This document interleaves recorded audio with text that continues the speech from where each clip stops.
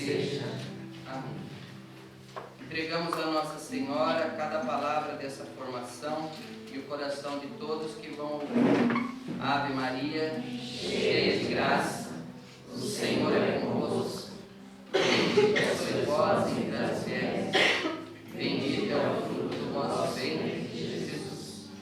Santa Maria, Mãe de Deus, rogai por nós, pecadores, agora e na hora de nossa morte. Amém. Então, nós chegamos à sexta formação, de nosso curso para pregadores leigos católicos. Então, quero primeiro, antes de iniciar esse nosso tema de hoje, dizer que infelizmente a semana passada não deu para gravar, Então se perdeu bastante aquele conteúdo. Embora a gente tenha colocado a câmera e o celular, não foi possível gravar. Quando eu digo isso, às vezes as pessoas pensam que é brincadeira, mas nós não estamos lutando contra o bem, Então a gente tem que ser mais prudente do que o ladrão. Então peço que aqueles que têm como gravar, gravem também. Caso a gente não consiga, você tem gravado no seu celular, tá?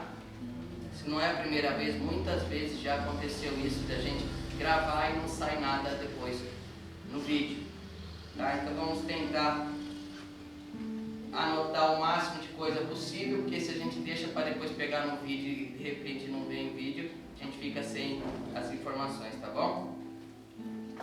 Então hoje nós vamos falar sobre correntes e movimentos dentro da Igreja Católica, mas que não são plenamente católicos, se pode dizer, Que se apresentam, confundem, estão aí para confundir mesmo, enganam muitas pessoas. Tem dentro desses movimentos autoridades eclesiásticas, por isso que dá mais força a esses movimentos.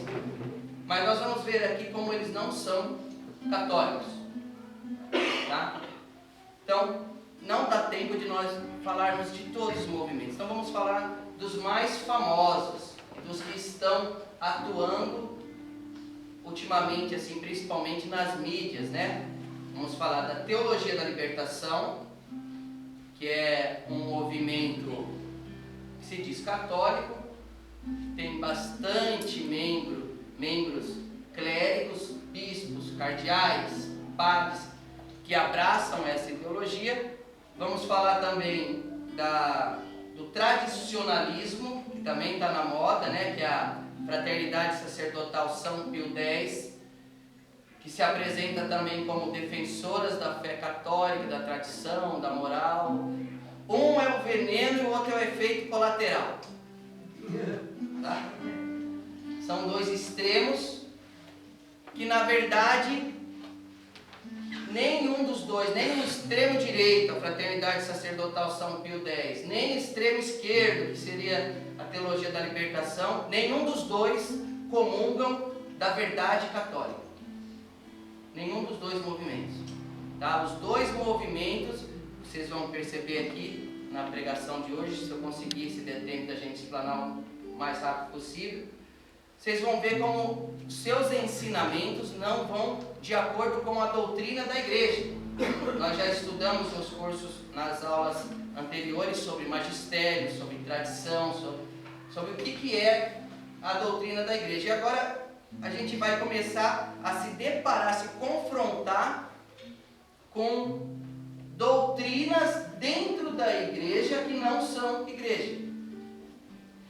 E que no meio dessa discussão política que nós vivemos no Brasil e na América Latina em geral, onde existem os partidos políticos de esquerda e os partidos políticos de direita, brigando entre si, e um e outro usando a fé para defender suas teorias, então esses dois movimentos estão lucrando muito com essa briga.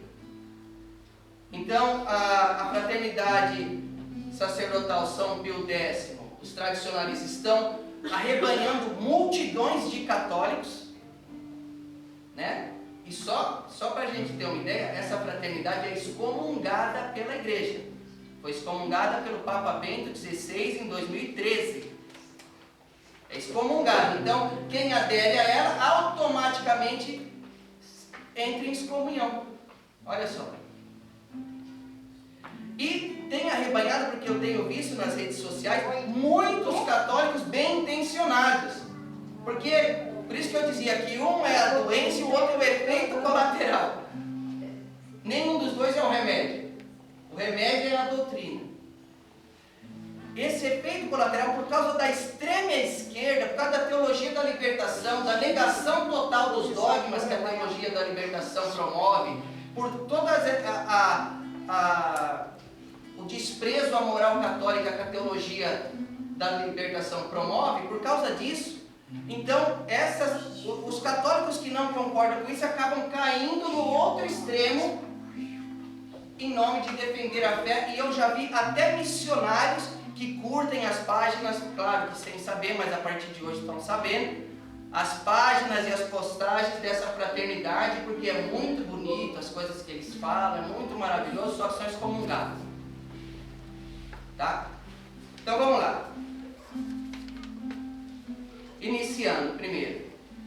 Quem pertence à Igreja Católica Apostólica Romana? Quem pertence à Igreja Una, Santa, Católica e Apostólica? Catecismo da Igreja 837.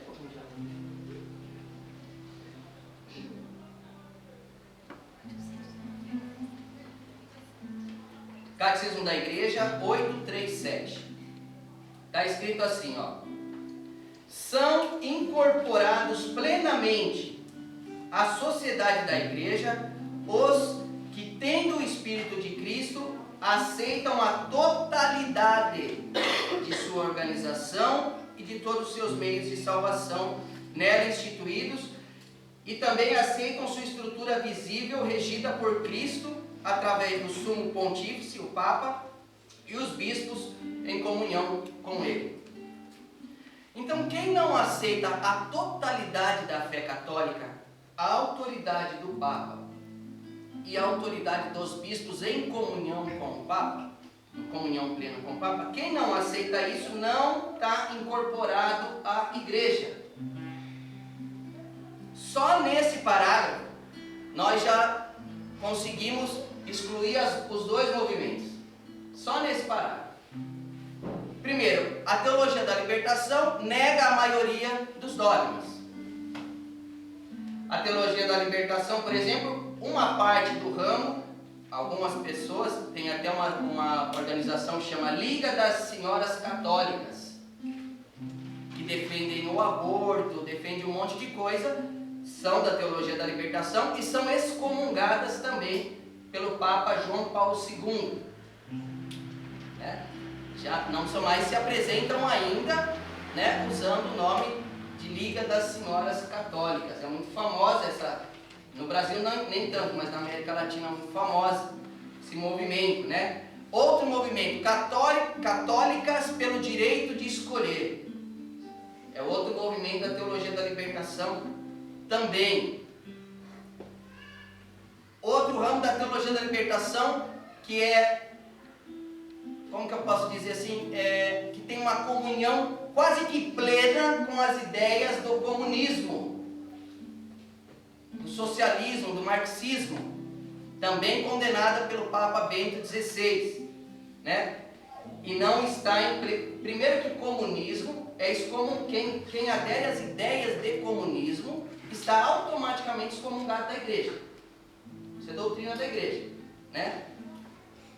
E a grande parte dos teólogos da libertação, se não aderem totalmente, simpatizam com o comunismo, Se eles tiverem que tomar um partido, eles tomam o lado do comunismo, em nome de uma falsa defesa dos pobres. Eu digo falsa, porque eu tenho 25 anos, 26 anos já, que eu trabalho com os pobres, convivo com eles, principalmente os pobres em situação de rua. Eu nunca vi nenhum desses cuidando dos pobres. O único homem, sacerdote, que eu respeito profundamente pelo seu trabalho, seu testemunho, é o Padre Júlio Lancelotti, porque ele ajuda os pobres. É o único que abraça a teologia da libertação que eu conheço e que de fato vive a fé com os pobres. Todos os outros que eu conheço, todos mesmo, inclusive cardeais brasileiros, que falam o nome dos pobres, tem nome até de santo, um monte de coisa, mas não faz nada pelos pobres.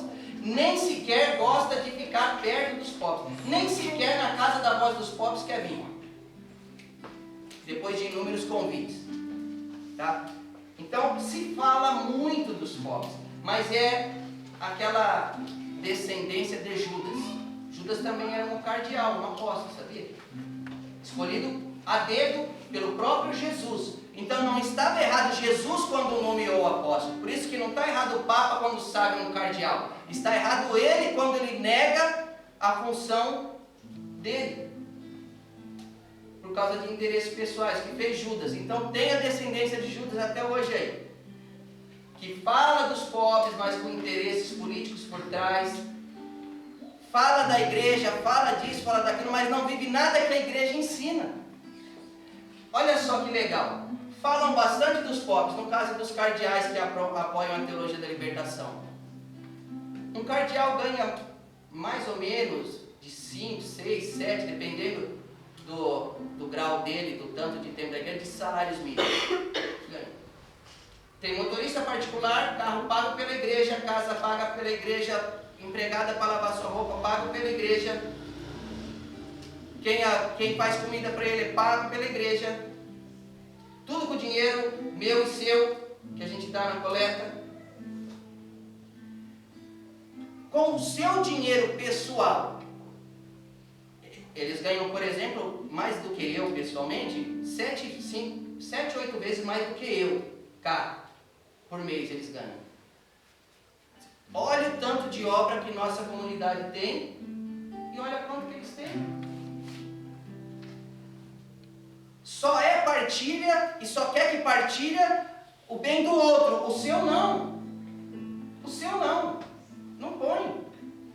Não põe. Se fosse verdade, a teologia da libertação fosse verdade, a voz dos pobres, por exemplo, nunca tinha fechado uma casa por falta de pagamento, porque eles iam tirar dinheiro do bolso e falar, aqui, cá, bota aí para os pobres.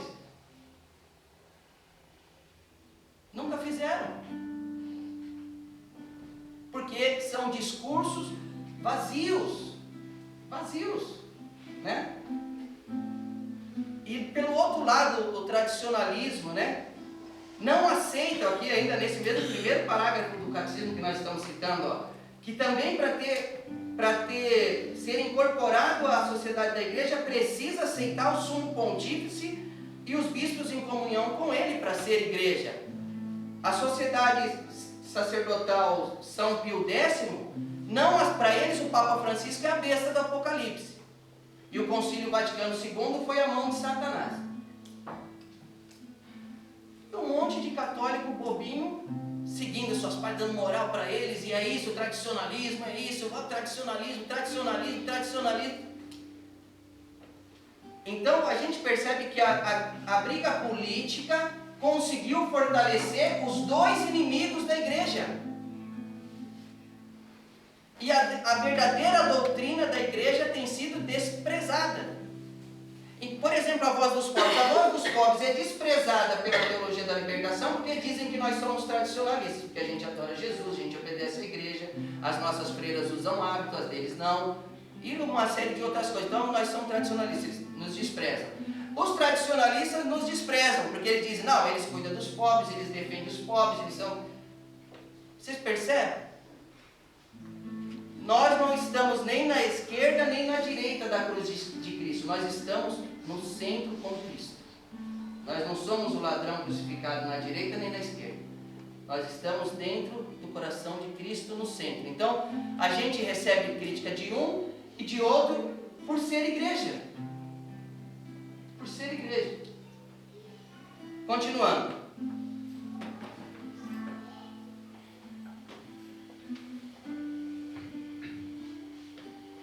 Na segunda carta de São Pedro, capítulo 2, versículo 1 e 2, São Pedro, o primeiro Papa da Igreja, nós estudamos semana passada o Magistério da Igreja, e a gente viu todos os 267 Papas, né?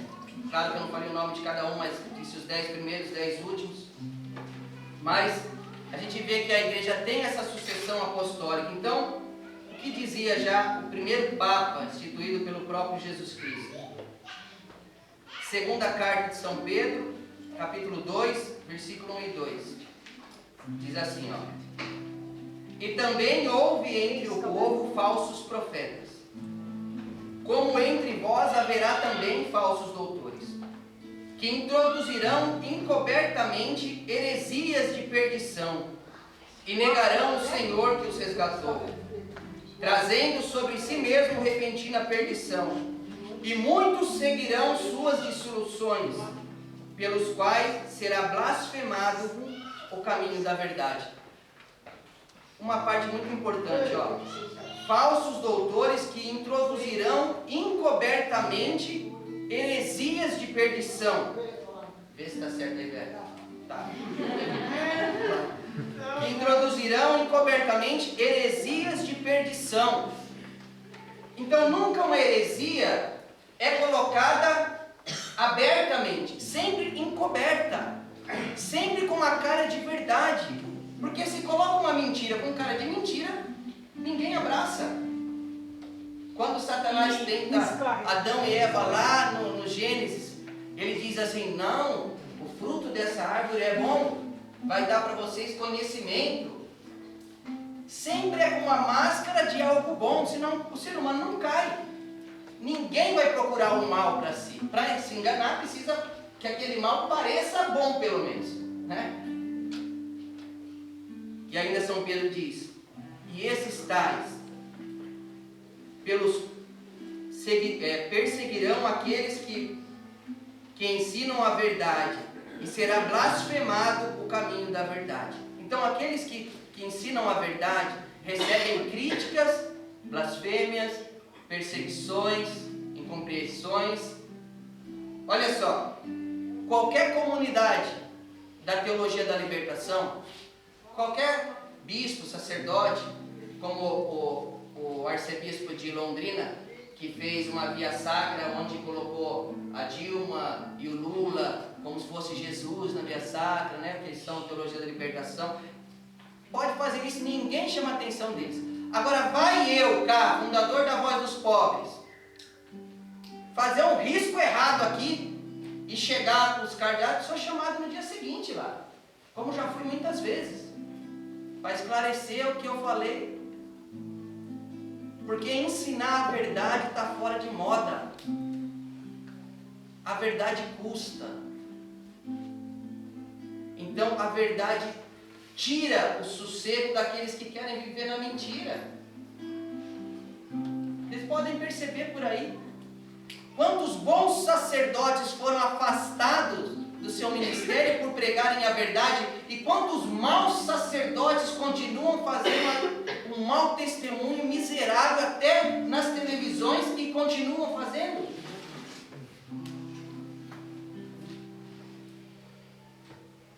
Vamos lá agora tratar sobre a teologia da libertação especificamente.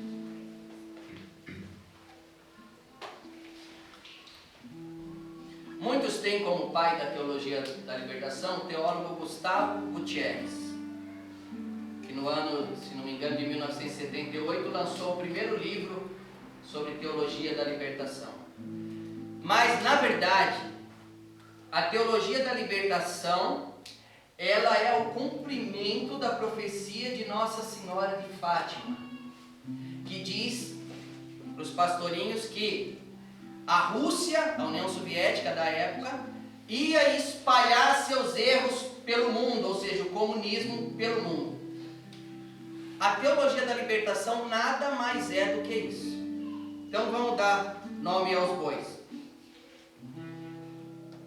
Na antiga KGB, que era o Serviço de Inteligência Secreta, como é a CIA nos Estados Unidos, existia uma entidade chamada KGB, na antiga União Soviética, que era espalhada por vários países do leste europeu que professavam o comunismo, né, e faziam parte da União Soviética. Lá tinha um general soviético chamado Alexander Sakharovsky, nome difícil. Eu ia escrever na lousa ali, mas vai demorar muito, é muita letra. General soviético Alexander Sakharovsky. Esse general era romeno, mas ele era líder da KGB. Junto com ele, um outro membro da KGB que se chamava Nikita Khrushchev. Outro nome difícil, hein? Nikita Khrushchev. Esse Nikita queria ser reconhecido como o agente soviético que exportou o comunismo para a América Central e para a América do Sul. Então os dois juntos bolaram um plano para espalhar o comunismo na América Central e na América do Sul. Isso em 1958 começou a trabalhar o plano. Tá? Então em 1958 surgiu na KGB a ideia dos movimentos de libertação. Era um plano da KGB para implementar o comunismo na América Central e na América do Sul. Tá? Então a ideia é movimentos de libertação. Porque se eu colocar movimentos de comunismo, ninguém abraça. Se eu colocar movimentos de escravidão, ninguém abraça. Então, movimentos de libertação, dá uma sensação boa, né? Então, o que eles fizeram? Começaram a financiar com dinheiro da União Soviética esses movimentos. Então, na Colômbia, eles financiaram, formaram, fundaram as FARC, que é o Exército de Libertação Nacional da Colômbia, com a ajuda do cubano, na época, Fidel Castro. Tá? Eles financiavam as FARC, que até hoje existe na Colômbia. Né? Na Bolívia, o Exército de Libertação Nacional. Você vê que sempre tem a palavra libertação no meio. Né? Então, Exército de Libertação Nacional da Colômbia, as FARC, Exército de Libertação Nacional da Bolívia, com a liderança de Che Guevara. Tá? Também no Oriente Médio eles lançaram uma ofensiva com a OLP, Organização pela Libertação, de novo libertação, da Palestina, onde eles financiavam o líder palestino Yasser Arafat, já falecido também. Tá? E somente em 1960 criaram então a teologia da libertação. Depois de entrarem com a ideologia na América Latina, percebendo que o povo da América Central e da América Latina era um povo extremamente católico, extremamente cristão, e onde o comunismo teria muita dificuldade de entrar diretamente, o que eles fazem? Entraremos pela fé deles. Entraremos pela fé deles. Então eles começam a financiar uma conferência chamada Conferência Cristã pela Paz. Então eles abrem uma organização mundial que depois do Vaticano, na época, depois de Roma, era a maior instituição cristã do mundo na época.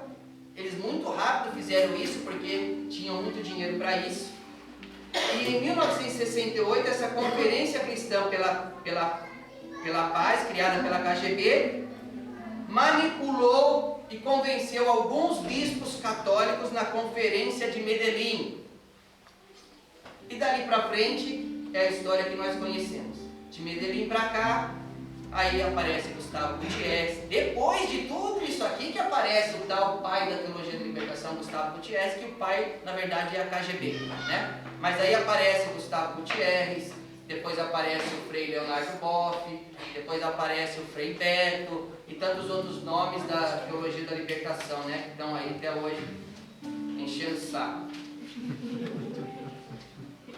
Então, a igreja condena o movimento Teologia da Libertação no dia 6 de 8 de 1984, com um pronunciamento por escrito do então cardeal Ratzinger, que depois foi o Papa Bento XVI, tá?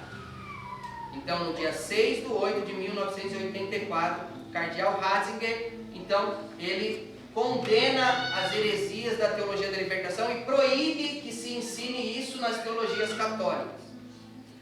Depois, no dia 11 de março de 1985, de novo, o cardeal Ratzinger, que foi o Papa Bento XVI depois, condena os ensinamentos do então Frei Leonardo Boff, que até hoje escreve, mas ele foi proibido de ensinar sobre seus livros, suas doutrinas na Igreja Católica. E novamente, a Congregação da Doutrina e Fé da Igreja condena no dia 22 de março de 1986 a forma de pregação da teologia da libertação. Então, são três decretos diretamente de Roma condenando as heresias da teologia da libertação, mas até hoje eles estão atuando e com essa briga política ganharam muita força, muita força. Vamos agora para a Fraternidade Sacerdotal São Pio X, o outro extremo da corda.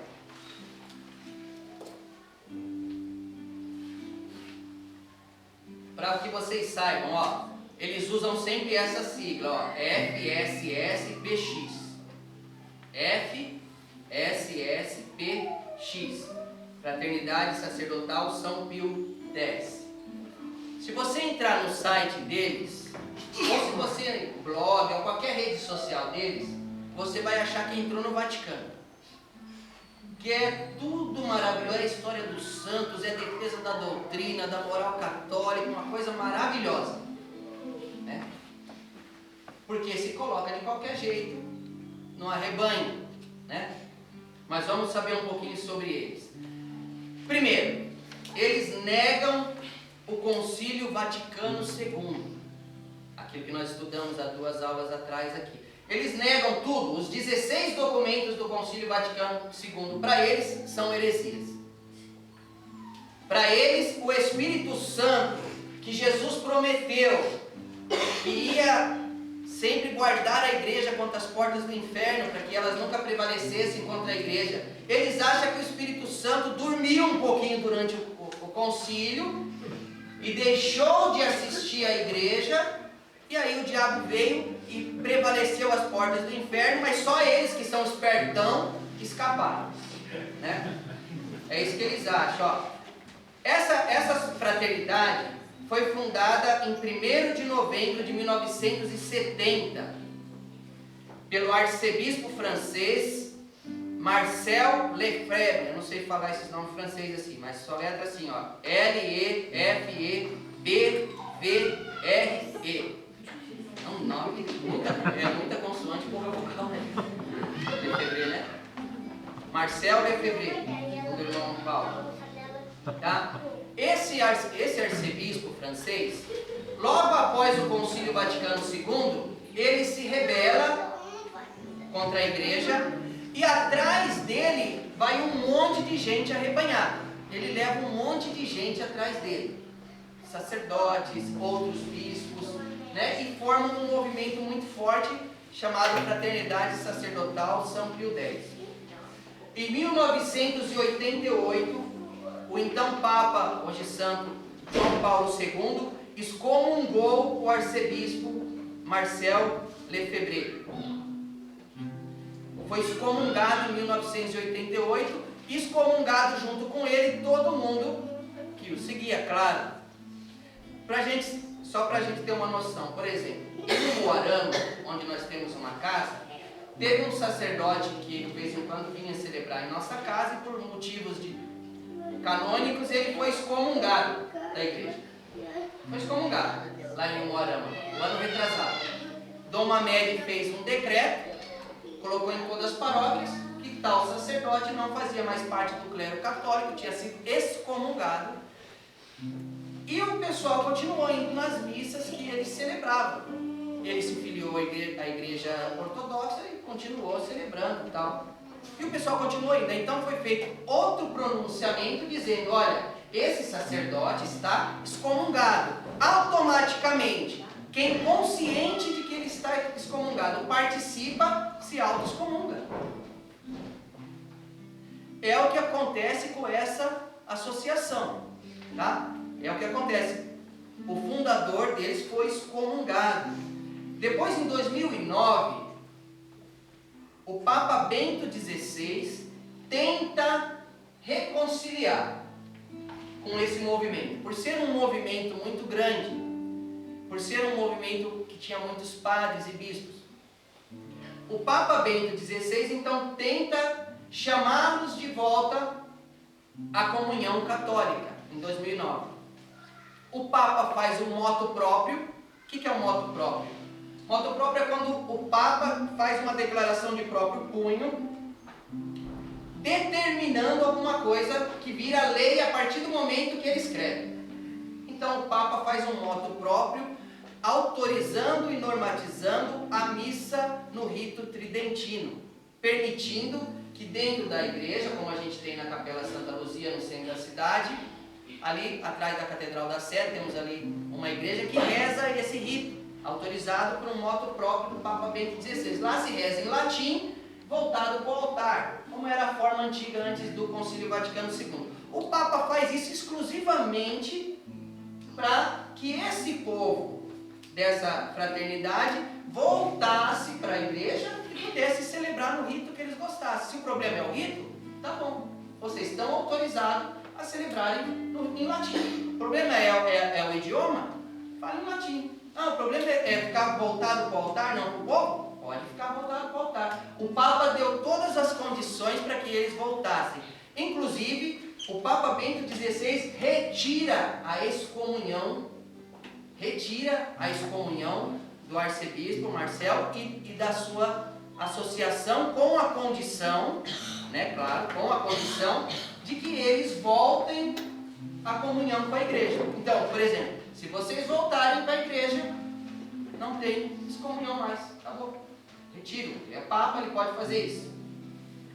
Porém, em 2013, no dia 27 de junho, a Fraternidade Sacerdotal São Pio X, assinado pelo seu representante, né, manda uma carta para o Santo Padre dizendo que não aceita.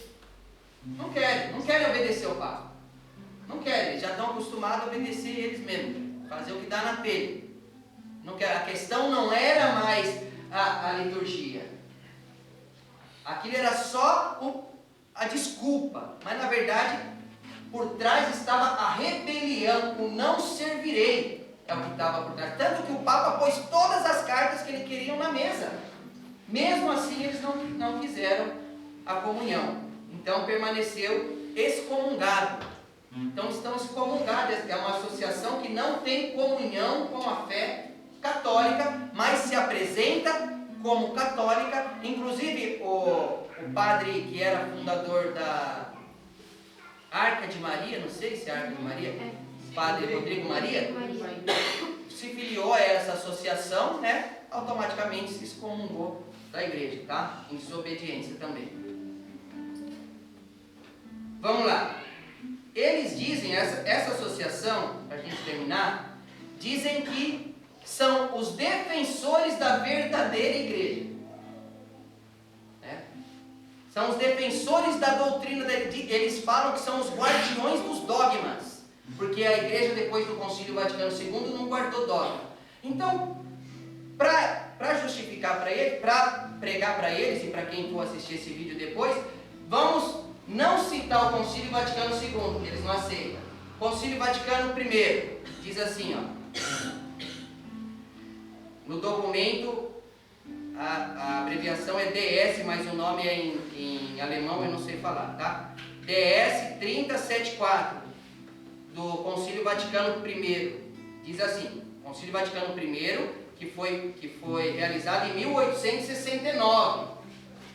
Então, se eles são guardiões da doutrina, tinham que guardar, tá? Se é só o Concílio Vaticano II que não presta, então o Concílio Vaticano I, que eles aceitam, entre aspas, diz assim, ó, que a infalibilidade da igreja, desta infalibilidade goza o Pontífice Romano, ou seja, o Papa, os bispos em comunhão com ele, ou seja, todo o clero que obedece o Papa, e sobretudo um concílio ecumênico.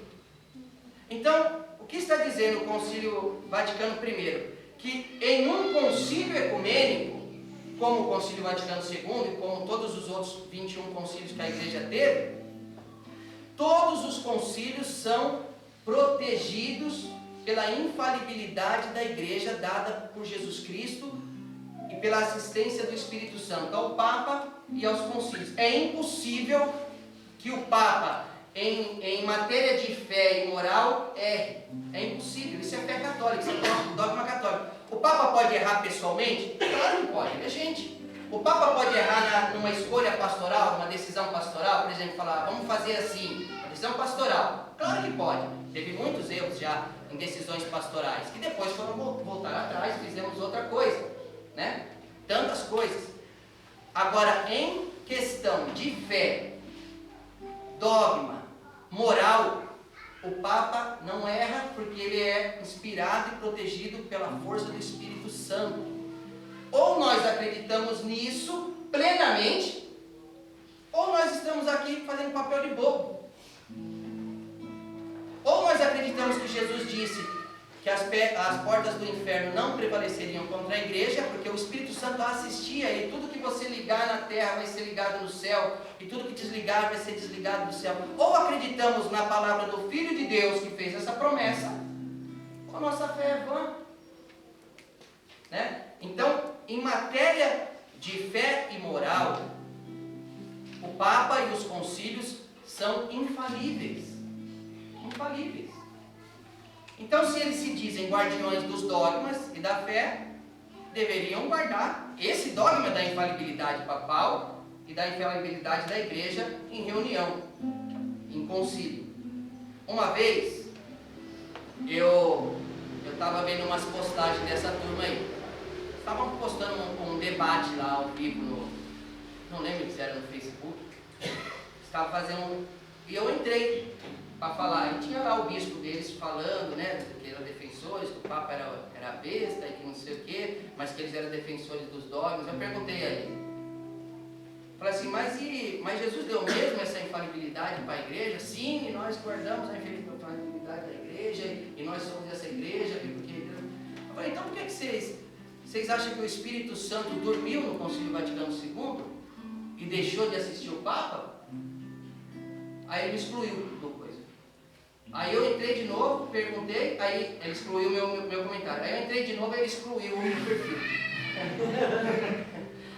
Então eles não têm. Olha, eu sou serradeiro, não sou teólogo. Eu estudei até a 7ª série, primeiro grau só. Mas não sou burro. Se um bispo formado, líder de um movimento desse tamanho, não é capaz de debater com serralheiro sobre fé? E eu me ponho à disposição para debater com qualquer um deles, tanto da teologia da libertação, quanto da fraternidade sacerdotal São Pio. Eu sem estudo nenhum. Eu desafio, eles vão assistir esse vídeo, eu desafio. Só marcar o dia e a hora. A gente debate sobre a fé.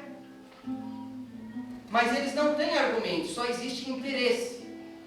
São interesses pessoais. Não tem a verdade dentro de si. É só interesse pessoal, é a minha turma que eu defendo. Não é a igreja. É o meu interesse que eu defendo, é o meu partido. Não é a igreja. Então, quero só citar o Catecismo da Igreja 891, só para que a gente tenha esse documento depois para passar para todos, tá? Para vocês ensinarem quando forem pregar. Catecismo da Igreja 891.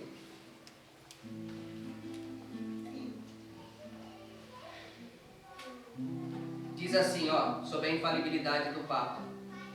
Catecismo da Igreja 891. Goza dessa infalibilidade o Pontífice Romano, chefe do Colégio dos Bispos, por força do seu cargo, quando na qualidade de pastor e doutor supremo de todos os fiéis, e encarregado de confirmar seus irmãos na fé, proclama por um ato definitivo um ponto de doutrina que concerne à fé e aos costumes. Esta infalibilidade prometida à Igreja reside também no corpo episcopal, quando este exerce seu magistério supremo em união com o sucessor de Pedro, sobretudo em um concílio ecumênico. Tá? Então, para os católicos que quiserem seguir o catecismo, tem que seguir o concílio ecumênico, porque gosta da infalibilidade que Cristo dá à igreja, tá bom? Louvado seja nosso Senhor Jesus Cristo. Para sempre seja louvado. Creio em Deus Pai, Criador do céu e da terra.